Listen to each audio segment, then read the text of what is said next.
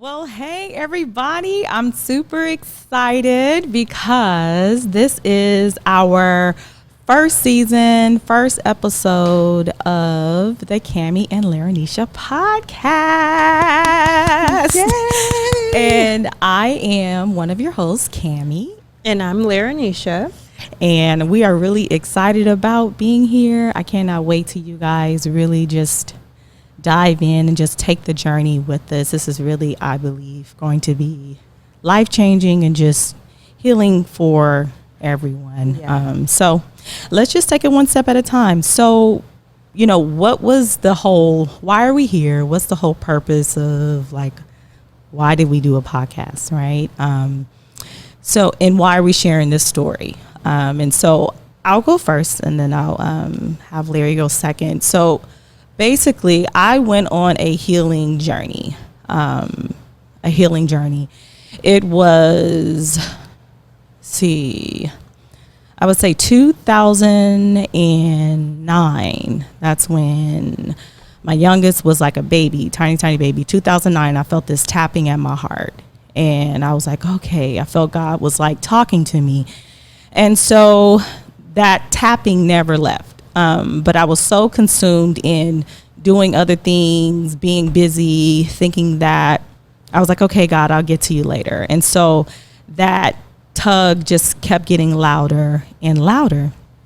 And in 2016, that was my define awakening. I found myself literally in fetal position. I was crying out to God because of my life it was horrible. It was chaotic. I remember having sleepless nights. I remember crying out to God, saying God, what did I do wrong?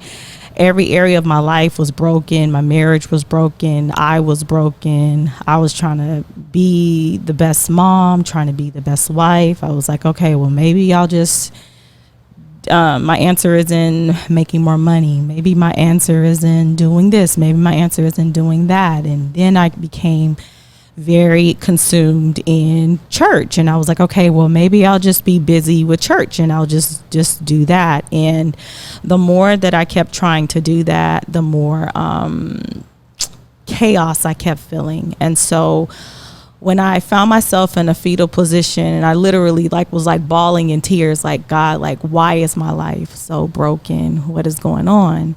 I decided to go on a fast to speed things up, not to get into too much detail on that part because I want to get to the meat part. But I decided to go on this 21-day fast by one of my mentors. And I was like, okay, I believe that I'm supposed to do this. It was a 21-day mind, body, and soul detox, like a fast. And I said, okay, God. And the intentions of the fast was for God to speak to me. And I was like, okay, God. I wrote it down. The lady who led the fast was a lady by the name of Shannon Yvette. She was amazing. I really do believe God sends people in your life during a certain time when you need them. Mm-hmm. And so I went on this 21-day fast, and she said in the very beginning, it was actually a corporate fast with a group of other women. And she said, okay, in the very beginning of this fast, I want you guys to write down what you want God to do for you. And immediately I thought, okay, God, I don't want you to fix my marriage, even though that sounds good. I don't want you to, I know it's not about you giving me this great career. I know that it's not about weight loss. I know that it's not about the tangible things that I think I have to do to be happy, to feel whole. I know that this has to do with me because you've been tapping at my heart for a very long time about me. So I said, on this fast, God, I want you to show me. And I remember writing that down in my journal. And she said, for some of you, God is going to speak to you on day 1. For some of you, God's going to speak to you on day 10. For some of you, God's going to speak to you maybe at the very last day of the fast. But I do know that God is going to speak because this is what happens every time. So I said, okay, bet. I was ready for it. I knew that I was supposed to do it. I felt that pull, and so I did it. So day 1, crickets. Day 5, crickets. Day 10, I hear nothing. Day 19, I was going to the gym to work out, and I remember driving home from the freeway, and I just felt so broken, just broken, y'all. And I pulled over off the freeway, and I remember wailing out to God, like, God, what is wrong with me? I literally was screaming to the top of my lungs, like, God, what is wrong with me? What did I do wrong? Just show me who I am. Show me me. And right after that, that's when God spoke to me and said, this who you think you have to be? And I'm looking around like, now I know ain't nobody else in this car. I know ain't no other voice. Okay, I'm not talking to myself. This is another voice that I know is not me. And right then, that's when I had my encounter, a literal conversation with God in my encounter with God. And God said, this isn't who you think you are. This isn't who you think you have to be. How you're showing up, the insecurities that you have, your perspective of me, you thinking that you have to be perfect, you thinking that you have to dot every I and cross every T. You feeling abandoned, you feeling insecure, you feeling that you're not enough, your perspective about trust, how you're showing up as a person, how you see yourself, that's not who you really are. That's the stuff that you picked up when you were 4, when you encountered that experience with your grandmother and she told you that you can't trust men. And even though you knew that that was a negative thing to say, there was something in you that agreed to that. And when you grew up in your household and you had you experienced physical abuse with your mother and your oldest brother, and it was very traumatizing for you, that was a sense of not feeling safe within yourself. And just that God began showing me just different parts of my life where I picked up like internal wounds and baggage and emotional abuse that I did to myself. I can remember many of times contemplating suicide, but never fully acting upon it, just like kind of entertaining the thought. And really the only thing that didn't really allow me to really take that action was because I had children.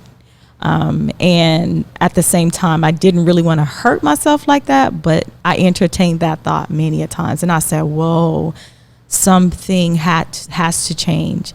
I really do believe as well that this is what causes a lot of people to commit suicide, because I don't think, I'm no expert, but I don't think that suicide just happens all of a sudden. I think that it plants, the seed is like planted like here and there and here and there, and then like, just along the way.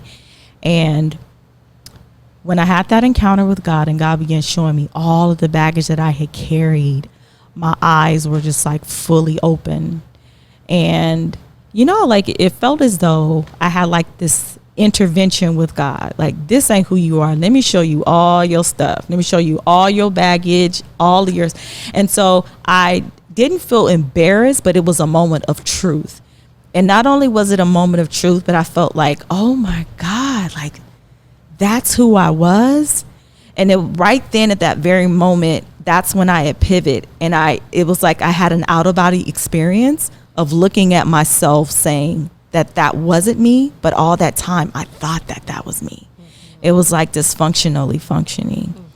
So after that, I didn't feel ashamed. That presence of God didn't allow me to feel shame. I just felt this indescribable, unconditional love, mind you, this indescribable, unconditional love. And God was speaking to me as I drove home. So I'm driving like 5 miles an hour because I had never encountered that type of presence ever in my life. And at the same time, I was feeling repaired. I was feeling healed. And I also felt heard. I felt that at that time that I could literally stop running. When I get to the house, now mind you, during this time, my marriage was not going well at all. And I was just like, okay, we'll just file for the divorce. And that's what couples do. And I was okay with that. I knew that how I was showing up, how God was showing me how I was showing up, that wasn't who I was. And that was one of the things that was causing so much brokenness in my life and in my marriage and all the aspect of my life. So I was willing to be okay with accepting what was. And so when I got out the car, God speaks to my spirit and says, can I tell you one more thing? And so I turn around and God says, well, your relationship is not ending, but you guys are going to go on a process. And so on that process, that's when God began showing me. And on the journey and on the podcast, we're actually going to just be sharing with you the real essence of what healing really is. I literally had to walk this thing out. This ain't just something that like I have read a book about. That I've read a book about. I wish I could just read a quick book and then just be like, okay, that was it. Because I tried that for so many times. I was like, okay, God, I got it. Like, okay. And he was like, no, I need to show you all of you so that you can see who you really are. So I was literally becoming this new person that I had no reference point of. I was becoming everything, how God saw me. That's how I was unveiling and folding into. And it was literally a matter of me just following that voice. It was so many times when I followed God in the dark. I didn't know. But as I kept going, my life began healing. My weight loss began, losing weight.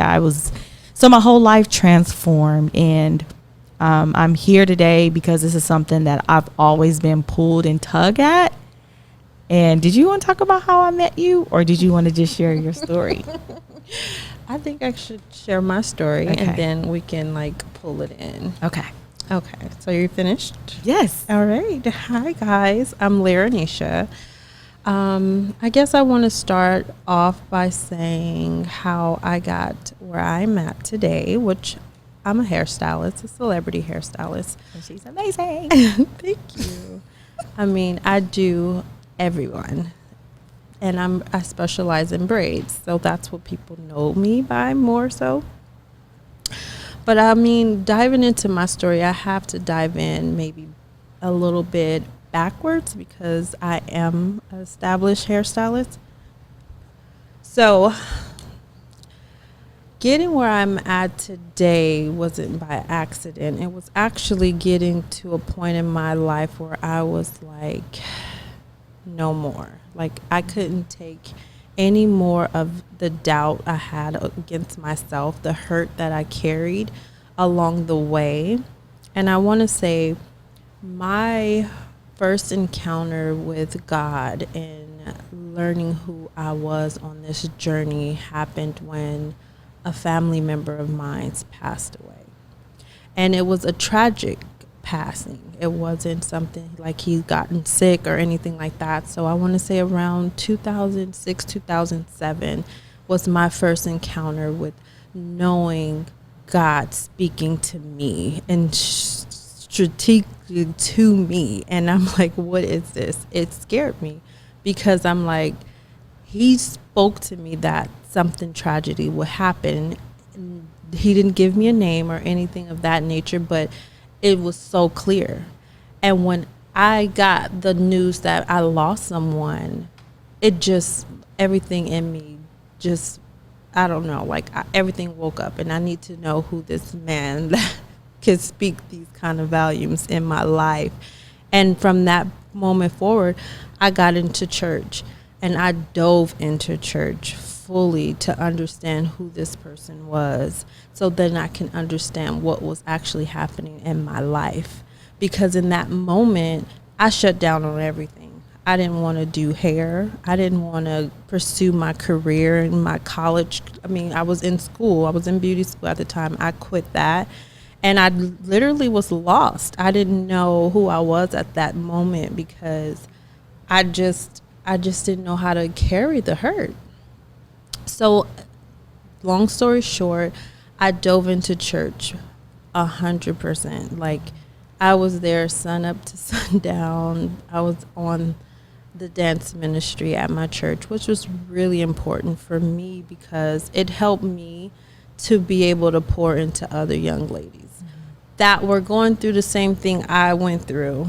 And I think it was more so like a blanket for me, because I then was able to see that people were going through more than what I actually had went through. At least that's how I saw it.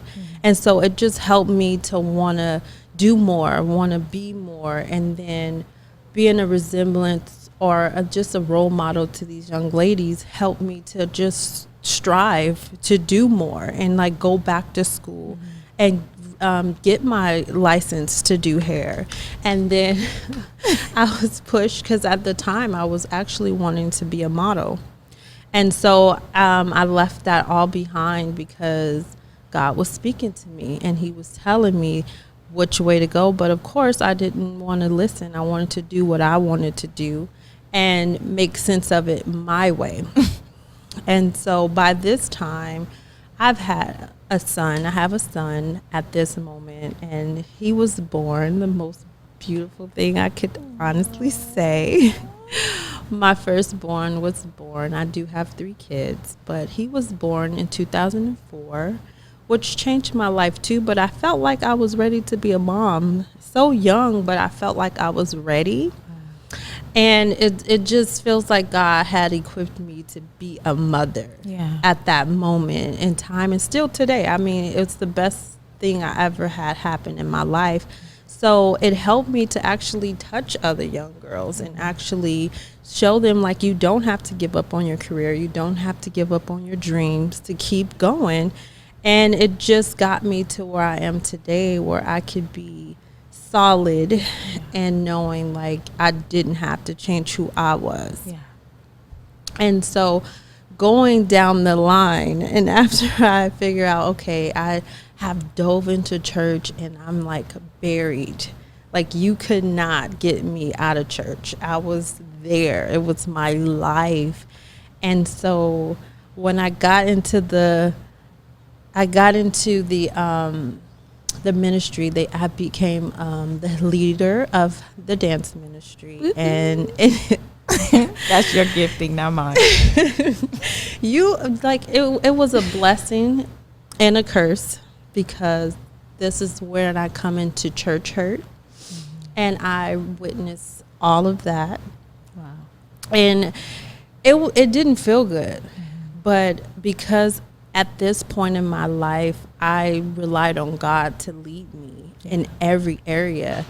I didn't allow it to affect me like it could have.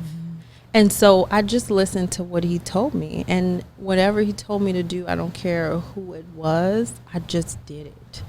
And at that point, it was like, okay, that's how you listen to him. But when it came to the time for me to, like, step away and like really get out in the world, I was so scared. And when my world turned upside down, I felt like I was going to die staying at the church I was staying at. And it was like, no, this can't be right. This is God. This is me serving God. And it was not that. Like, it turned into me serving man. And that's what God was trying to show me in my whole journey and like following him. Like, when I say move, you need to move. That's so good. And so in doing so, I just dropped everything and I left. And everything changed in my life. Like, of course, at this moment in life, I'm like going through it with my kid's dad, and no, we're not married, but we have stuck together to be able to raise our son and like try to figure out what we had going on at the moment. And we went through some tough times, which we will dive into eventually. But that caused me, though, to just really focus on hearing the voice of God to get me to where I'm at today in my journey. And that's just listening and knowing his voice and getting to that point. And I want to say that's pretty much where I'm at in my story. That's amazing. So I'm listening to you. I have these questions, but I'm listening to you, and it stuck out to me when you said that you felt numb and you were like, God, like I'm in church, I'm doing this, but like I'm feeling numb. Yeah. Because you recognize that you were doing it for man and not for God. Correct. That is very for me, how that speaks to me, that's very eye-opening, and that takes courage. Yes. Because I think that is for a lot of people when they know the voice of God or they hear the voice of God, but they have excuses, or their God is people, or their God is church, or their God is other things. Yes. And for you to say, okay, to take that courage says a lot about you as a person. Yes. Because my whole thing with following God was to do what he lead me to do, right? Yeah. And when it got to the point where he showed me that if I tell you to move and you stay put because you feel like I'm there, I'm going to show you that it's not that, right? And so when he opened my eyes to see that it's man that I was serving, I broke down. I broke to my feet because I'm like, this is what I'm called to do, God. What do you mean? Like, no, this is not. And it was like, no, I'm calling you higher. Wow. You know, like I'm calling you higher. You need to move. And that's all I knew is I needed to move. And from that moment forward, that's how I knew to hear his voice. That is so good. Yes. That is so good. Where were you when I was trying to learn that? I know, but right? That is so good, because that speaks to me so much. Yes. Like, just God speaks, and it's up to us to. For me, it was my fear. Like I was afraid, and I didn't know that. I didn't know God like that. I didn't know that God saw me in that way. I thought I had to like fix everything and okay, I gotta get this right. And it was just, I saw God in a totally different light. But when you said moving, when God says move, is everything, because you don't know, like when I say go and God says move, what if you don't know the next plan? You didn't care. You just moved when God says move. What made you move when God said move? What made you have that kind of trust? I was at something that you've never seen before. I was at my lowest point. Like I literally felt like I was about to die. That's how, like, for real it was for me. I remember driving to church and having this encounter with God, and it's like, God, I feel like I'm about to die, and him just showing me that's what's going to happen, and showing me like the destruction of just what was all around me. And I was like, wait, whoa. And it was like almost your choice. Yeah. It's your choice if that's what you want to go into, or if you want to come above. Yeah. And I chose to come above. I want to live. I don't want to die. Right. So that's what I chose. And from there, I felt nothing but air. So do you think, these questions is just popping up in my head. No, go for it. So what do you think is, so the pivotal moment for you was how I'm hearing it, let me know if I'm on the right block, but how I'm hearing is that what caused you to pivot was that you were at your rock bottom. Yes, for sure. Do you think that is that applies to everyone? I feel like it doesn't apply to everyone, but to move, when you're needing to move, you get to that point. Yeah. Because they always say, you always learn, you'll know when you're tired. You'll know when you're done. Yeah. Oh, yeah.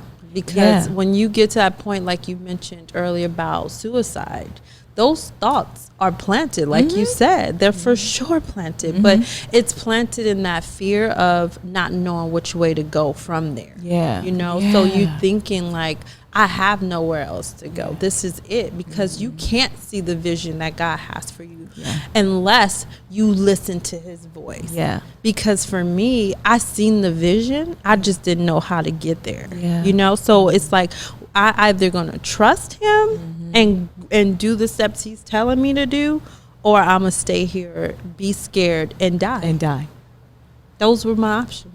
That is huge. Okay, so I'm gonna take a jump. Yes. And I'm just gonna say that I really do believe that this may not apply to everybody, but I really do believe that a true transformational type of like 360 for you to take that step does require, in my opinion, the opposite of how God sees you. Because I think if it's comfortable enough, or if you're getting a little bit of gratification, if there is a sense of like, oh, okay, like if there's a sense of that and you're not tired, the energy or the focus is not going to be as intense versus you're like, okay, I'm sick and tired of being sick and tired. God, I hear you. Whatever it is, you can be like, Cammie, I want you to live on this tree for 10 years. Okay, God. Because you know that where you are, you can't do another moment. You can't do another day. And that's where I was, and that's where you were. I think that is, I would say, amazing when it says, when James was talking in the Bible, when he said, it's good that I was afflicted. Like, I don't rejoice in struggle. I'm in a sense of, I don't feel that it has power over me, but there is joy in the grimy part. There's joy in the. But see, that's the thing. You have to find joy in that low part. You know. Sometimes. Yeah. And then also, I would say this. There's so much going through my head, but I will say this: that you grow in the dark. Like your most beauty happens in the dark. Like, I believe that reason. You were gonna say something? No, go ahead. I believe that the reason why we're here is because of what happened in the dark. What we have so much to offer was because of what happened in the dark. So because it's in those dark moments, you start to understand that you are the light. So we're done with this podcast. Thank you for tuning in. So it's in those moments right there, like when you're sitting by yourself and you're thinking, I'm alone, I don't have nobody, and you're downing yourself. It's those moments right there that when you trust in God and you believe in what he says, you don't believe in those thoughts that you had about yourself. And then you become that light that you thought you needed somebody else to come in with, but you end up being that light. And that's just what it is. And then it snaps in your head like, okay, I can get myself out of here. I can walk out of here, and I can walk with my head up with confidence and do everything I ever envisioned to do. And that's where I got in my journey when I did get to that point of just listening to him and understanding, like, I want to be here. So here for me was to be a celebrity stylist. I didn't know no celebrities. I didn't know nothing. I just jumped and leaped into it. I put in my resume to Kimball Hair Studio, and I was like, I'm taking my chances. I was at that dark place, and I knew like the light was in me because in all my years, I want to say this is up to like maybe 8 years of serving. And I'm like, I'm going for it. This has always been my dream. So I just jumped out there, and I ended up with 2 jobs. And I was like, okay, this is how I know I'm going in the right direction. Right. And they ended up calling me back for Kimball Hair Studio, and it's all history from here. Yes. I've done so much work with them, and it just showed me, like, from that moment, though, I didn't allow it to get to my head, though. I stayed focused and stayed following God still, because I know with what they say, great success or much success comes much more, like, demons. And much is given to whom much is given, much is required. Yeah. Or new level, new devil. Yeah. So Yeah. then I'm like, I don't want that. I never Right. wanted to experience that. But sometimes you cannot even control that. And knowing that, knowing that you have no control. Yeah. That's where I leave off. Yeah, I didn't even know that. I'm gonna ask this question, but I was thinking I didn't even know that this was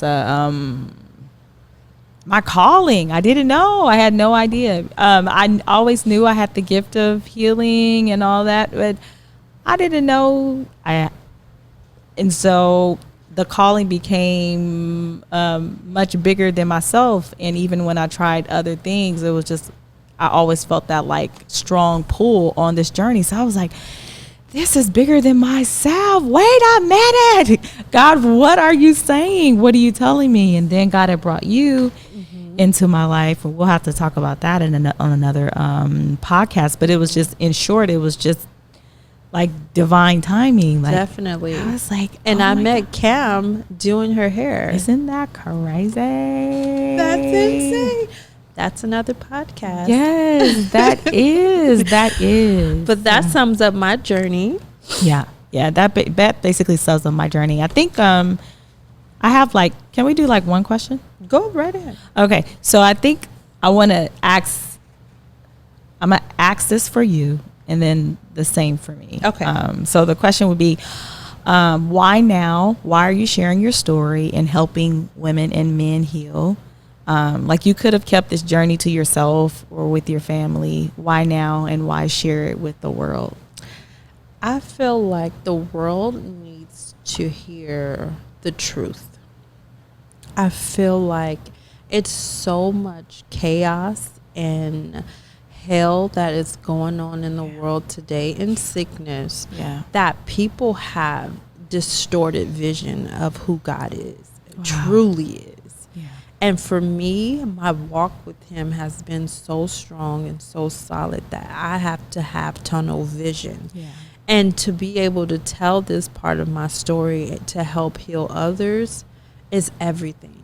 Because there's no way I am placed on this earth as his vessel that I'm not. My purpose is not to heal others. Yeah. If I'm going to be healed, I want everyone that I come in contact with healed. Yeah. It's possible. Yeah. And that's pretty much sums up it for me. That's so good. Somebody said, I love quotes. I don't know who said this, but someone said, basically, you're not healed unless you're sharing it with other people. Okay. So it, in a sense of, it's when you heal, you heal others. When you help others. That's the overall. Yeah, all I truly concept. believe that too. So Yeah. with the next question, well, the same question to you, Cammie, why now? Why are you sharing your story and helping women and men heal? 'Cause in short, I'm supposed to do this. That's it. Yeah. I was supposed to do this. For sure. I've tried to compromise it. I've tried to water it down. But that fire just kept bringing in me. I didn't know quite the path because I was still trying to lean into my own understanding. And so once I fully let go, like, just, okay, God, like, I fully surrendered, and I was like, I'm not going to try to use my own understanding, what I think, how it's going to happen. Okay, like, here, God. And then once when I say let go, I mean, like, when I let go of everything, and I was just like, I don't know. And that took time. Because all I had was God's voice, and all I had was what I was burning on the inside of me. So it was like, it was, this calling is not just separate from like other things. Like, it's who I am. Like, I can walk down the street and start talking to somebody about healing, or I'll feel somebody's spirit and God will be like, okay, go tell this person this. Like, I know that this is what God has placed inside of me to shift the earth about love, and that healing is possible, and that God is real. Yeah. Just on a, that's a whole nother segment. Yeah. God is real. So that's why. I mean, that's pretty much sums it up. All right. Well, thank you for sharing your story. Yeah. I'm excited for the future. I am too. We're really gonna dive deep. I wish I knew some people like us when I know. When I was, but I'm glad that we are the ones. Yes. And chosen. Yeah, yeah, very definitely. So this is our first episode. Thank you guys for tuning in. If you have any questions, you definitely can hit us up on all of our social platforms. I'm reminding for those who are listening to also like and subscribe. Yes, that's All right. Thanks for tuning in. Bye, y'all. Bye.